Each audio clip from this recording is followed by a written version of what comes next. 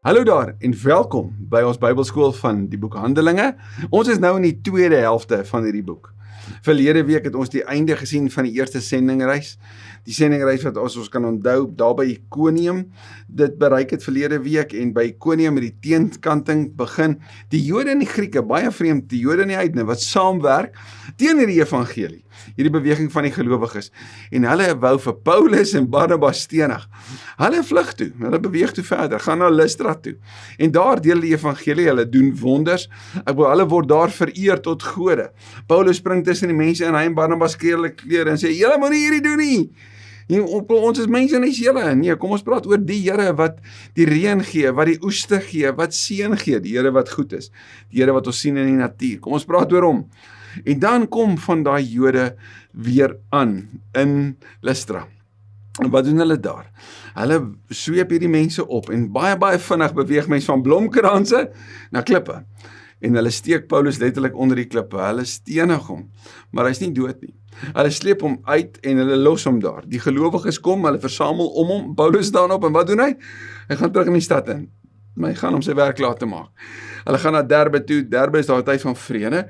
Die mense hoor die evangelie, neem dit aan, kerk word geplant en so gaan hulle nou terug en hulle reis uiteindelik, soos wat hulle verder beweeg deur Atalia en dies meer, deel hulle die evangelie die heeltyd, totdat hulle terugkom na Antiochië en vertel van al die stories. En op pad daarheen het hulle die gelowiges bemoedig, versterk, die gemeentes vir hulle gebid. En nou, tussen die eerste en die tweede sendingreis, gebeur 'n baie krities belangrike vergadering. En ons sou kon sê, soos wat ons al oor 'n paar hoofstukke in Handelinge dit kon sê, maar veral hoofstuk 15 in Handelinge is 'n katalisator vir die verspreiding van die evangelie, waarvan ek en jy nou deel kan wees.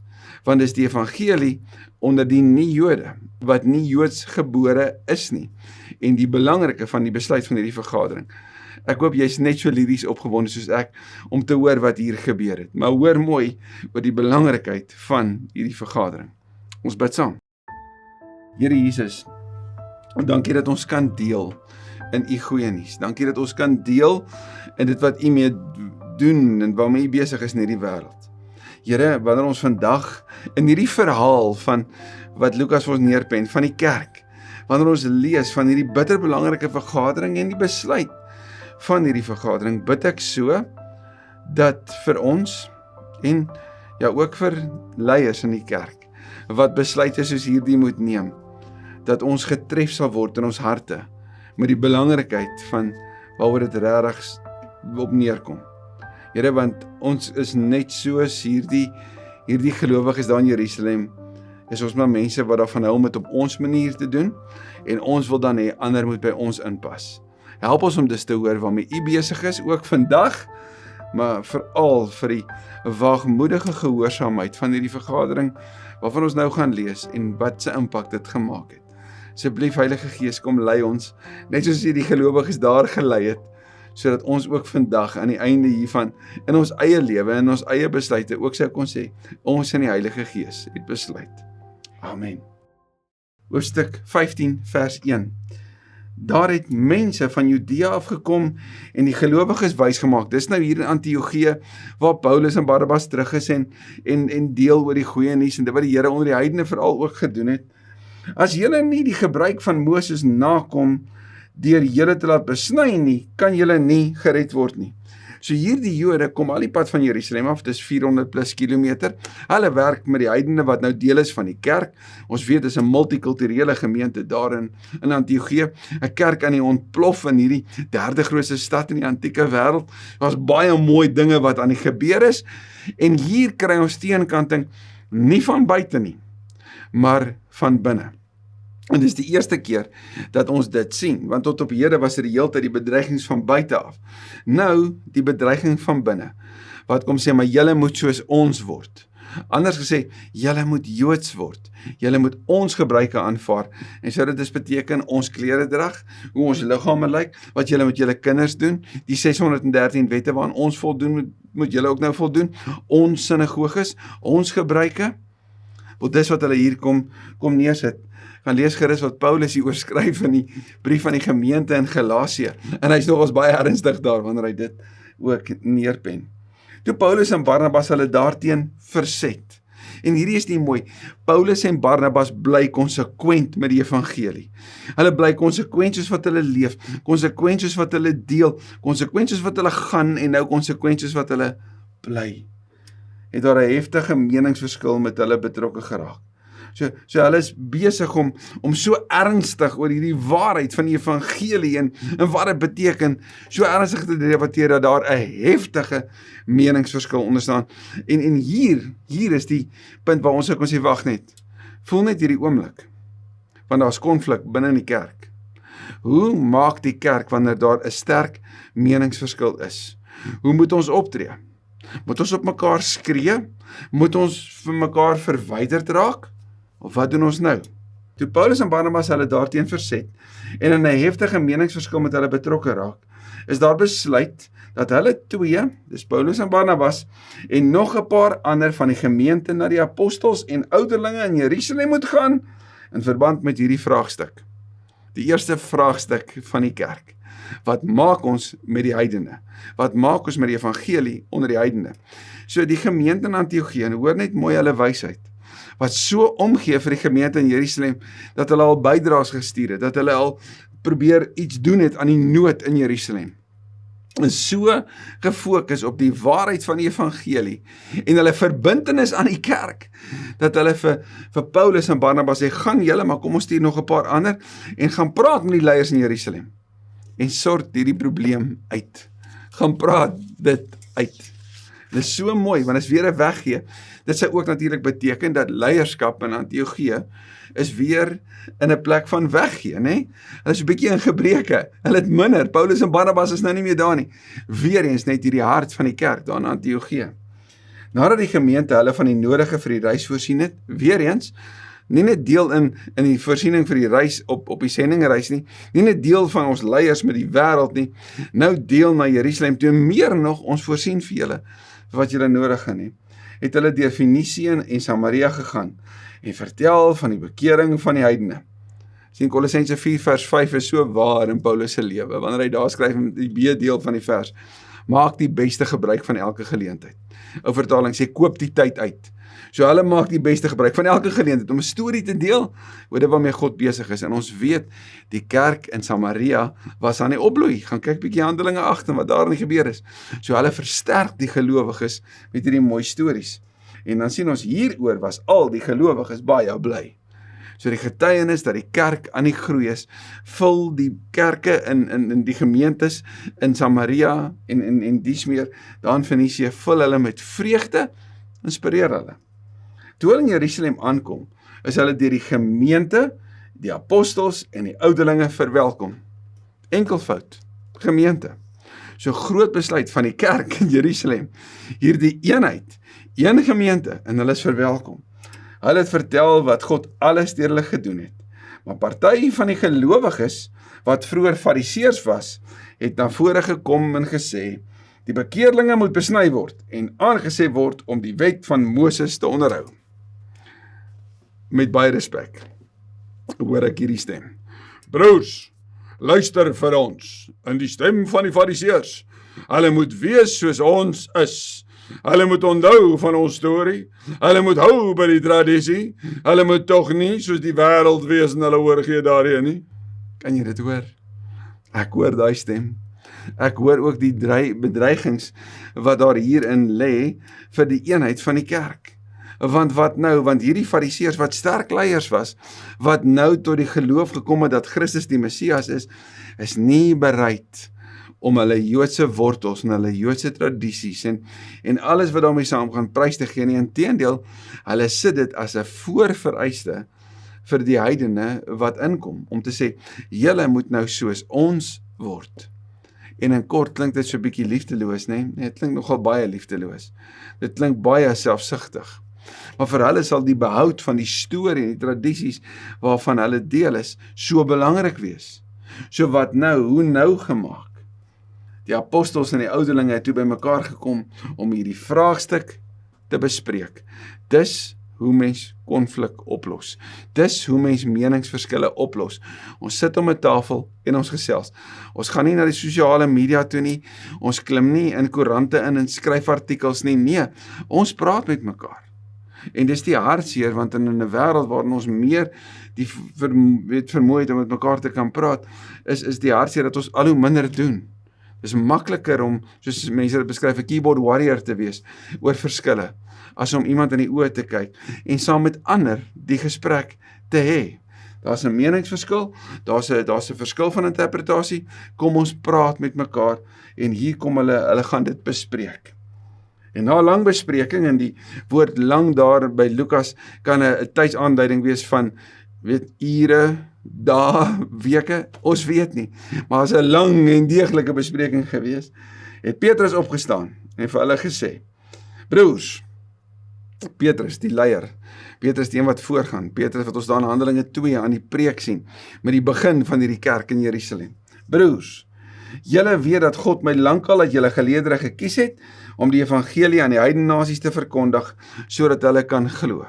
En onthou jy met sy terugkeer daarna, Handelinge 10, sy belewenis, sy ontdekking van die Here se werk daar in Filippus, die dag nie Filippus nie, die Romeinse offisier Cornelius, sy huis daar in Caesarea, dit wat hy beleef het, dit wat hy gesien het, en dan kom hy terug en dan is die gemeente baie onthits en sê, wag, wat is hierdie storie van die gees wat werk onder die heidenasies en hoe werk hierdie nou? En dan vertel Petrus vir hulle van die Here se werk en dan is hulle tevrede. Dis baie interessant hoe kort hulle geheue is, né? Want nou is hulle weer terug by maar hulle moet Jode wees. En nou praat hulle van mense wat bitter ver van hulle af is en daar tot geloof gekom het. En tog wil hierdie fariseërs, hulle is baie sterk daarop gefokus, om te sê, nee, ons hou by die Joodsheid, en hier kom Petrus nou met sy storie, en hy sê, onthou julle wat gebeur het, en as jy al dit vergeet het, gaan lees gerus weer Handelinge 10 en 11, en God, wat die harte ken, het dit bevestig deur die Heilige Gees aan hulle te gee, net soos aan ons, geskenk gegee aan hulle, net soos aan ons, wie? Die Heilige Gees, die Gees gestuur deur Christus, die Gees beloof deur Christus, die Gees wat, gaan kyk bietjie mooi, Johannes 14 tot 16, wat ons herinner aan die woorde van Christus, die Gees wat krag gee, die Gees wat wonders doen, nee, deur die lewens van gelowiges, so dis net so aan hulle gegee, en God wat die harte ken, Psalm 139, wat praat van hierdie deurgrond my o God, so hierdie is taal wat hulle sou verstaan, en nou kom sê Petrus, maar hier is die bewyse julle, kyk mooi, die Here het dit gedoen, hy het geen onderskeid tussen ons en hulle gemaak nie, hy het ook hulle harte deur die geloof gereinig, nou hierdie woord reinig vir die Jode was hulle absoluut gefokus daarop, jy sou kon sê, hulle was fanaties daarop, reiniging en reinigingsgebruike was geweldig groot in hulle kultuur, gaan kyk gerus na die Bybelskool oor Johannes 2 en die groot reinigingsgebeurtenis by 'n bruilof waarin die reinigingswater verander in wyn. Wat 'n fees is. Hoekom? Want die ewige bruidegom is daar. Die reiniging is nie meer nodig in die ou styl nie. Nee, daar's nou rede vir fees. En as die bruidegom daar is, kan jy nie anders nie, want hy het die reiniging kom bewerkstellig, nie waar nie? So daarom hierdie woorde, wat doen die evangelie? Dit reinig jou, dit was jou skoon. Gaan kyk gerus wat word vertel in Openbaring 7 hieroor, en Openbaring 19 oor hierdie bruid in haar kleed. Dit is so mooi, skoon gewas in die bloed van die lam.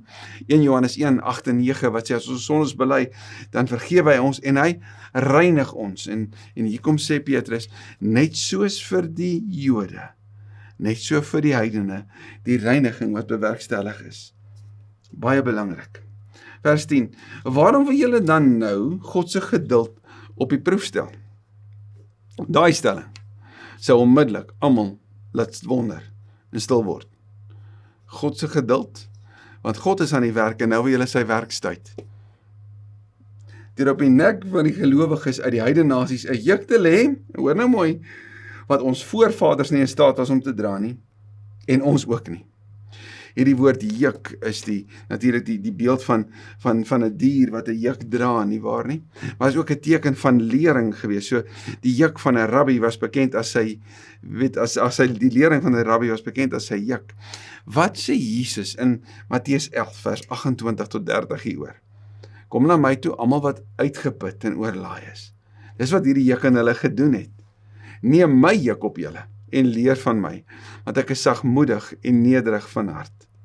Hy sê daar, julle gaan rus kry vir julle gemoed, want my juk is sag en my las is lig. Jesus kom nie om nog 'n juk, nog iets swaars op hulle te druk nie, dis Jesus se eie woorde. En Petrus kom sê net weer, julle wil nou 'n juk op mense laai, wat ons voorvaders nie eers kon doen nie. En in Hebreëse Bybelskool het ons gesien dat die Ou Testament val, inteendeel dit val kaplaks teen die grond en dit verpletter, dit slaag glad nie, dit bring nie lewensverandering nie. Dit het nie teweeg gebring dat mense al hoe meer verander het, al hoe heiliger geword het nie. Nee, glad nie. Dit was nie in staat om die verandering te bring wat net Christus se offer kon doen nie. Soos ons voorvaders dit nie kon doen nie, en ons dit nie kan doen nie. Hoekom wil ons dit op hulle laai? Want wat gaan dit teweeg bring? Belangrik wat Petrus hierin sê, en ons ook nie. So hy kom neem eienaarskap daarvan om sê, onthou, ook by ons is dit nie so nie. Nee, uitroepteken. Ons, en ook hierdie gelowiges, glo, dat ons net deur die genade van die Here Jesus gered word. Daar is die opsomming van die evangelie. Nee? Gaan kyk Johannes 3, 16, 17, kyk Romeine 3, 23, 6, 23, gaan kyk Romeine 1, 16 en 17, so kan ons aangaan, en oral sien ons, jy word enkel alleen gered, omdat jy glo. Glo dat Jesus die Here is, dat hy uit die doodheid opgestaan het. As jy dit met jou hart glo en jou mond bely, sê Romeine 10, is jy gered. Dis die teken daarvan. Dis die bewys daarvan. En die Gees kom woon binne in jou, want jy kan dit nie sê sonder die Heilige Gees nie. So daai is weer eens 'n bewys, né? Jou belydenis. En hier kom sê Petrus, onthou, dis net geloof, dis net genade, en hulle en ons deel daarin, dis dit. Daarna het die mense stil gebly en na Barnabas en Paulus geluister. Baie interessant dat Lukas nou weer hier die volgorde omruil. Tot op hede het dit verander van Barnabas en Paulus na Paulus en Barnabas, en ons het gehoor van die apostels verlede keer. En nou ruil dit weer om terug na Barnabas en Paulus. Hoekom? Barnabas was 'n leier in Jerusalem. Barnabas was 'n erkende in Jerusalem. Barnabas was familie gewees, nie net van Markus nie, maar van Markus se mamma wat die boefretrek gehad het, waarvan die gemeente aanvanklik in Jerusalem by mekaar gekom het. So Barnabas, hierdie gesagsfiguur, né? En Paulus, Paulus, die man wat vertel, die man wat deel, die man wat leef, die man wat die prys betaal, wat vir ons wys hoe duur die prys van die evangelie regtig ook is, né? Hulle is daar en hulle is aan die praat. Hulle het vertel van die tekens en die wonders wat God deur hulle onder die heidene nasies gedoen het. En onthou, soos in Handelinge 2, Handelinge 3, is die verkondiging van die evangelie gevolg deur tekens en wonders. En as die Here die tekens en die wonders onder die Jode doen, wel dit het net so gebeur in Handelinge 10 daar by Kornelius, en dan gebeur dit net so in Handelinge 13, Handelinge 14 onder die heidene. En toe hulle klaar was, so, nou het jy Petrus, né? Die rots wat vertel. Jy het Barnabas en Paulus se getuienisse, so, hier's die waarheid, hier's die getuienisse wat God doen.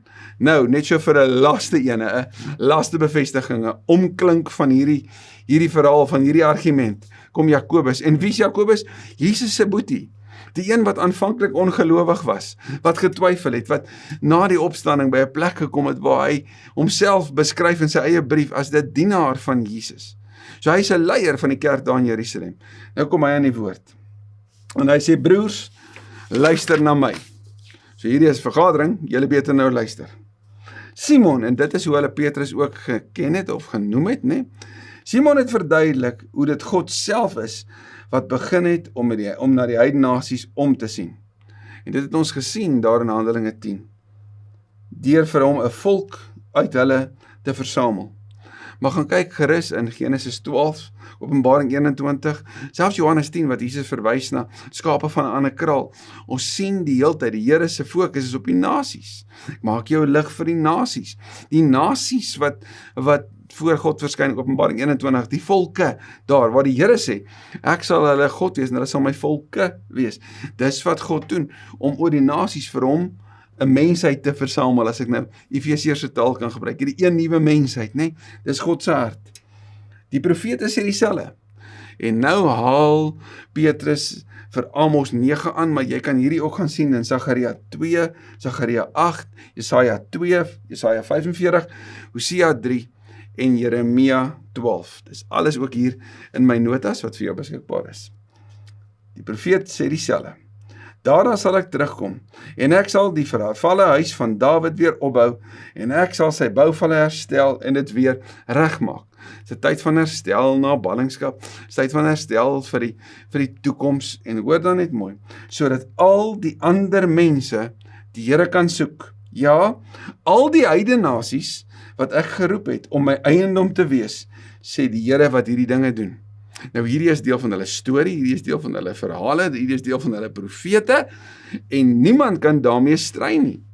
En tog het ons in Lukas 4 gesien, Jesus se gesprek oor die jubeljaar, die groot feesjaar van die Here, nee, is bedoel vir almal. En hulle wou dit nie hoor nie, en hulle wou hom daar van die koppie afgooi. Hier kom sê Jakobus, onthou mooi, God se bedoeling was om die heidene nasies te versamel. Dit is van ouds af bekend, so julle moenie verbaas wees nie. Daarom meen ek dat ons dit nie moeilik moet maak vir die heidene wat hulle tot God bekeer nie. As ek en jy so bietjie deur hierdie teks werk, so stadig in ons stilte tyd, net by hierdie vers sou stil staan, wat beteken moeilik maak? En dan vra ek vir myself, wel Jesus het gesê, laat die kindertjies na my toe kom en moet hulle nie verhinder nie. Hoe maak ons dit moeilik vir mense om in te kom? Hoe maak ons dit moeilik vir mense om hierdie goeie nuus te kom hoor? Wat se laste plaas ons op mense? Wat se verwagtings plaas ons op mense? Wat wil hulle sê, jy's net nie goed genoeg om in te kan kom nie. Hoor net die woorde van Jakobus. Ons moet dit nie vir hulle moeilik maak nie. Maar ons moet vir hulle skryf, en dan hier baie basiese reëls. Om nie vleis te eet wat aan 'n afgod geoffer is nie. 1 Korintiërs 10 sien ons dit. En die belangrike hiervan is, vir die heidene sal dit dus beteken, jy deel nie in enige offerkultus van afgode nie. Dit sal in elk geval beteken dat jy jou rug draai op al die afgode, en dit sal beteken dat die gemeenskap dit weet, so jy gaan daai prys betaal, en jy deel nie in daai fees nie. Jy deel nie in die eet daarvan nie. Want dit is onrein. Dat hulle onsedelikheid moet vermy. Weereens 'n uniekheid, want sien, dit kom sê hoe die Here kyk na intimiteit tussen man en vrou. Gaan kyk 'n bietjie Paulus se beskrywing in 1 Korintiërs 7 hieroor, die heiligheid van intimiteit tussen een man, een vrou, binne die huwelik, en onsedelikheid is porneia, enigiets wat buite dit sou gebeur. Enigiets wat nie 'n huwelik is nie, waar dit dus gebeur, is dan 'n beskrywing van onsedelikheid, en hulle moet dit vermy, en onsedelikheid was 'n algemene gebruik in tempelprostitusie onder die heidene. So hulle moet dit vermy, hulle moet geen dier wat verwrig is eet nie, en ook nie bloed nie. Sien, bloed is 'n teken van offer, en daarom eet jy nie dit nie, jy deel nie daarin nie, net soos in Genesis 9 en Levitikus 17 voorgeskryf word.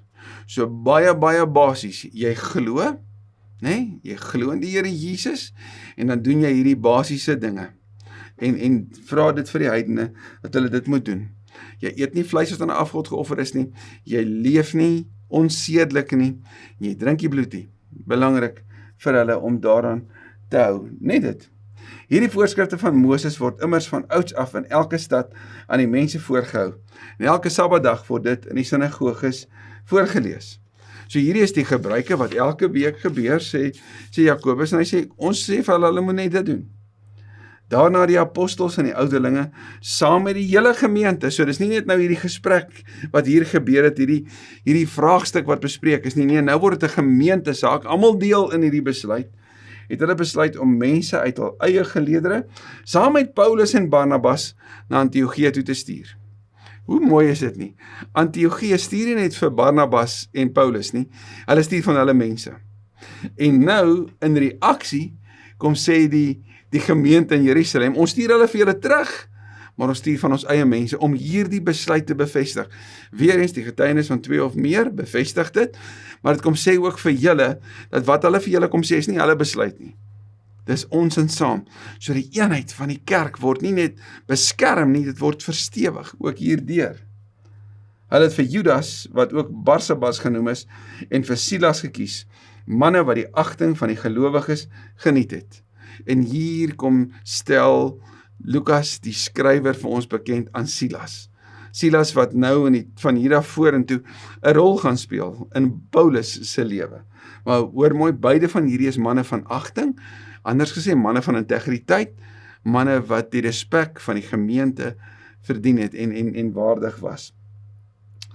Hulle het die volgende brief saamgestuur. So hier is nie net dis mondelinge getuienis, fisiese getuienis nie, hier is ook skriftelike getuienis wat dit bevestig, wat hierdie besluit bekragtig. En daarom sê ek, dis vir jou en my nou ook van toepassing wat hier besluit is. Van die apostels en die ouderlinge, julle broers, aan die gelowiges uit die heidendom in Antiochië, Sirië en Cilicië, groete. So, inleiding vir hierdie brief.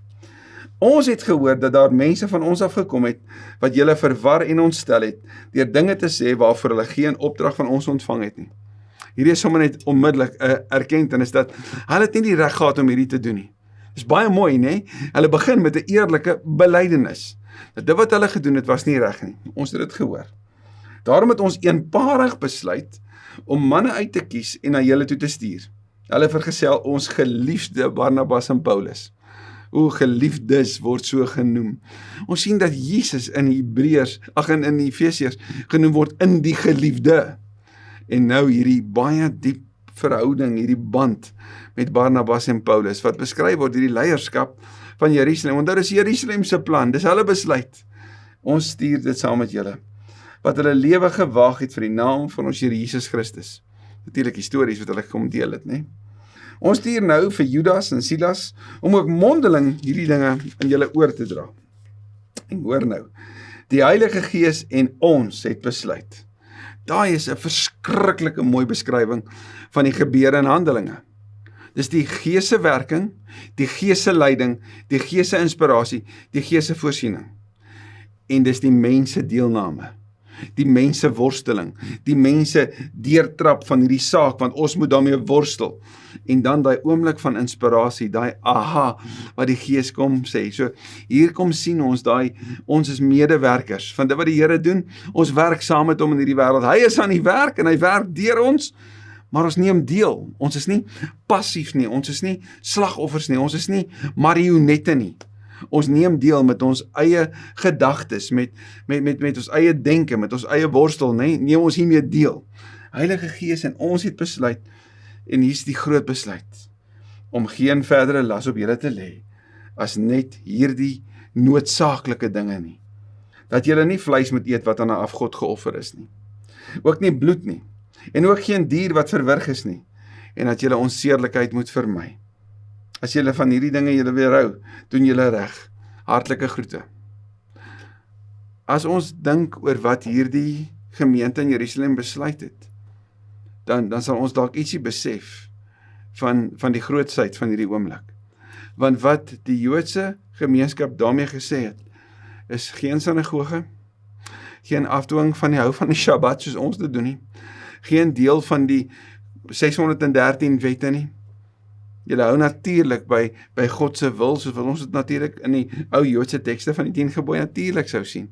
Maar julle het niks van hierdie kulturele wette, hierdie gebruike, en selfs nie die besnydenis nie. Niks daarvan nie.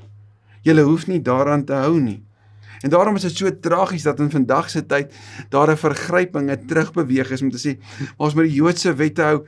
Hierdie vergadering het besluit, ons laat dit gaan. Ons laat dit gaan, want die evangelie vra dit van ons. En hulle stuur dit vir hulle. Vers 30. Die afgevaardigdes het afskeid geneem en na Antiochië toe gegaan.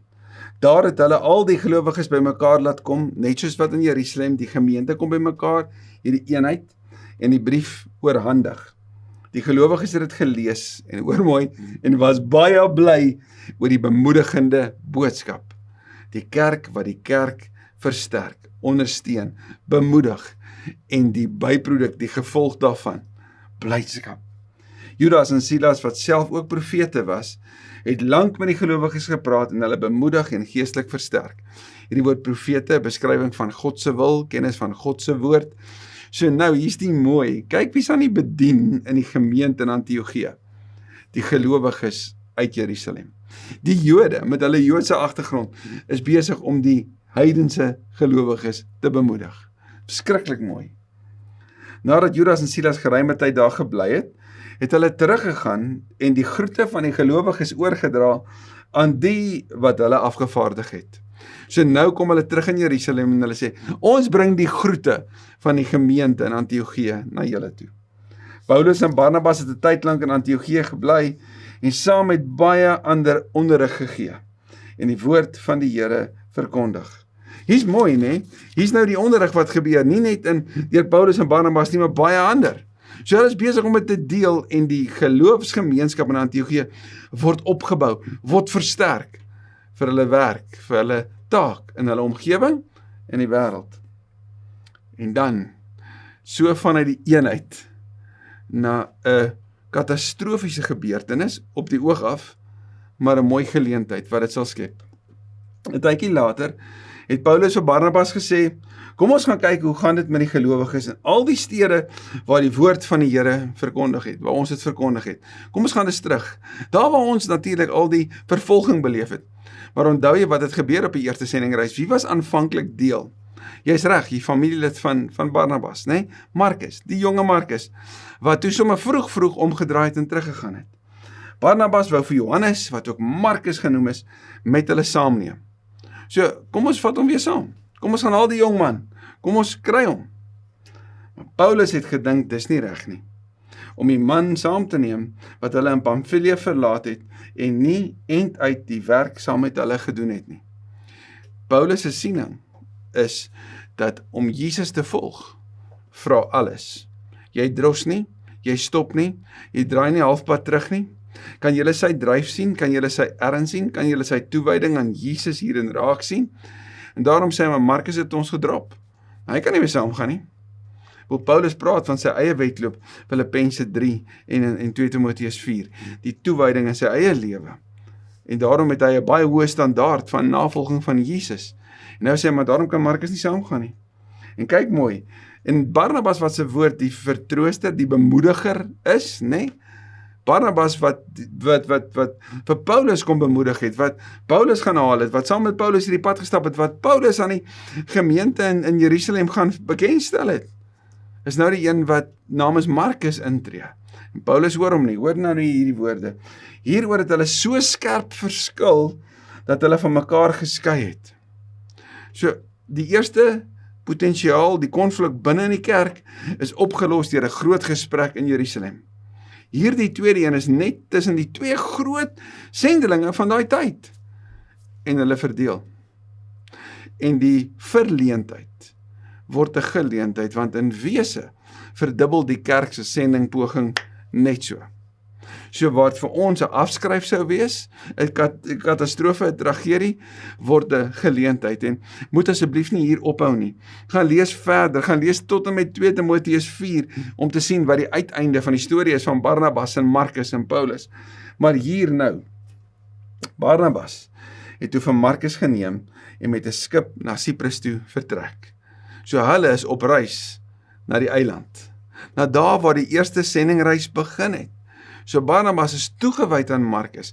En ons sal ons later sien hoe Paulus met waardering oor Markus ook sou skryf. So Barnabas se toewyding, Barnabas se brugbou, Barnabas se ek skryf nie mense af nie, word hierin ook sigbaar. Paulus het vir Silas gekies. Silas waarvan ons nou gelees het. So hy het hom gekies en Silas gaan saam. Silas hierdie profeet. Silas met hierdie kennis van die woord. En hulle het vertrek. Nadat hulle deur die gelowiges aan die genade van die Here toevertrou is. So die tweede sendingreis begin en nou is dit Paulus en Silas, die gemeente het vir hulle gebid. Hy het deur Sirië en Cilicië gereis en die gemeentes geestelik versterk. So hier op reis nommer 2 het die span 'n bietjie verander. Dis nou Paulus en Silas. Wat lê vir hulle voor? Wat gaan hulle beleef? Ons gaan sien veral wanneer hulle in die stad van Filippi aankom, 'n Romeinse kolonie, groot gebeure. En as jy so in voorbereiding daarvoor dalk sou wou 'n brief lees, gaan lees gerus Paulus se brief aan die gemeente in Filippi, aan die Filippense. En dan sien ek en jy volgende week wat presies daar gebeur het. En dan bring ons die verbintenis aan die brief wat ons gelees het, met wat daar gebeur het, en dan wonder 'n mens, hoe kan Paulus by daai brief uitkom, gegee wat daar gebeur het? Maar meer daaroor volgende keer.